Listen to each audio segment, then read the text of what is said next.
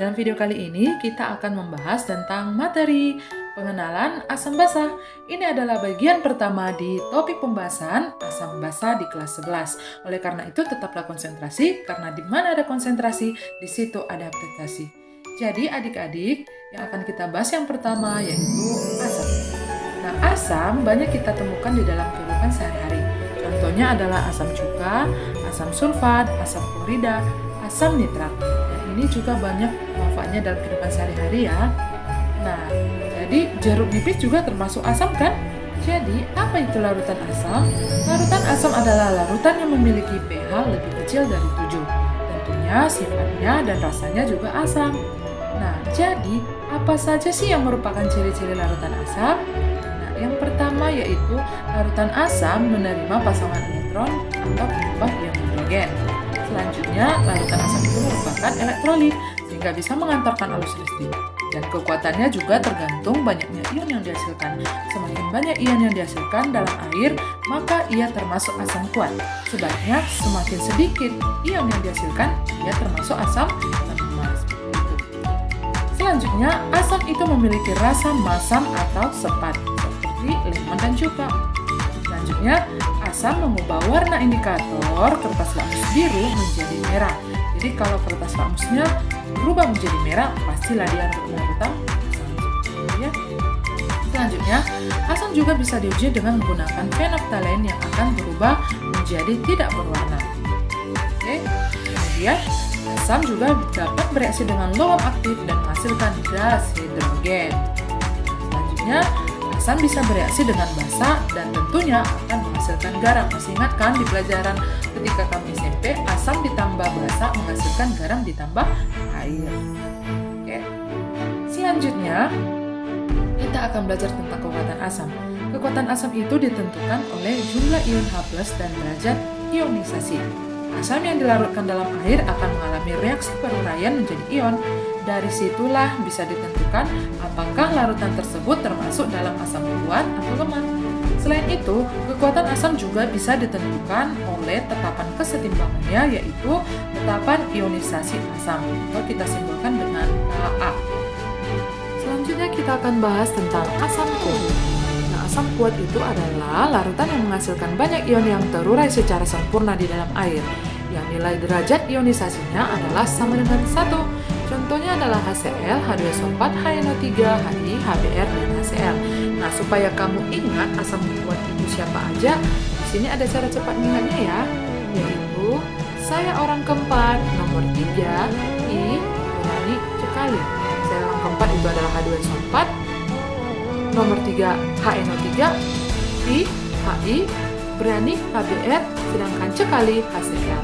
Jadi, kamu ingat aja 5 asam ini itu adalah asam kuat, berarti selebihnya di luar dari situ adalah termasuk asam lemah.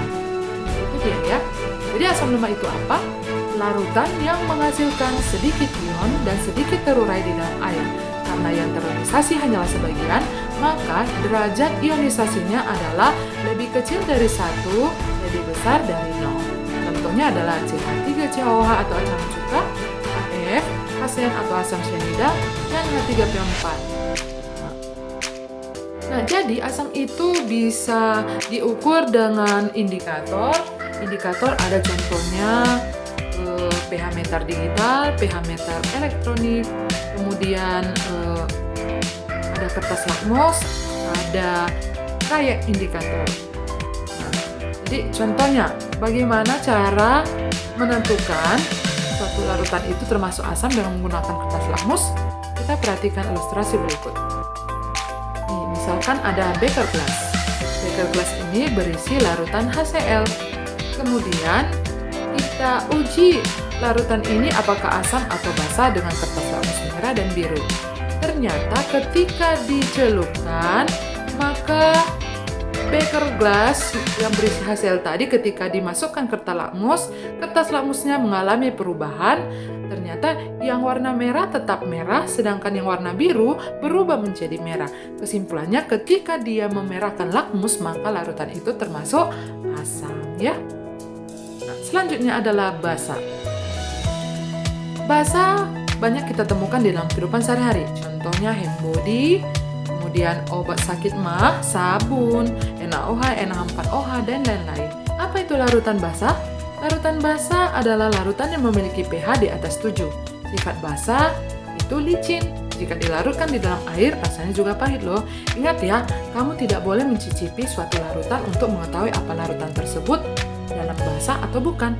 Bisa saja larutan yang kamu cicipi termasuk korosif. Jadi, tentunya kamu bisa berbahaya loh. Kamu bisa sakit. Dan untuk mengujinya, kamu bisa menggunakan kertas lakmus atau phenolphthalein. Nah, selanjutnya kita pelajari tentang ciri-ciri larutan basa. Yang pertama yaitu, larutan basa itu penyumbang pasangan elektron atau menyumbangkan ion OH-. Selanjutnya, sama seperti larutan asam, larutan basa juga termasuk elektrolit. Tingkat kekuatannya tergantung dari banyaknya ion yang dihasilkan di dalam air. Sama seperti larutan asam, basa juga ada yang kuat dan ada yang lemah. Kemudian, basa itu pada umumnya memiliki rasa pahit dan licin saat dilarutkan di dalam air. Contohnya adalah sabun. Selanjutnya, basa dapat mengubah warna indikator kertas lakmus merah menjadi warna biru. Nah, basa juga dapat mengubah warna phenolphthalein menjadi merah muda. Nah, selanjutnya, basa itu tidak bereaksi dengan logam loh. Nah, basa bisa bereaksi dengan asam untuk menjadi garam. Masih sama kan seperti yang ciri-ciri asam tadi, asam ditambah basa menghasilkan garam tambah air. Nah, selanjutnya kita akan bahas tentang basa kuat.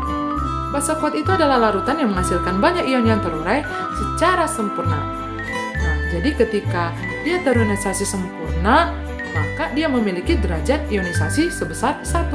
Contohnya adalah NaOH, KOH, LiOH, dan BaOH 2 kali. Nah, atau itu termasuk logam-logam golongan 1A dan 2A.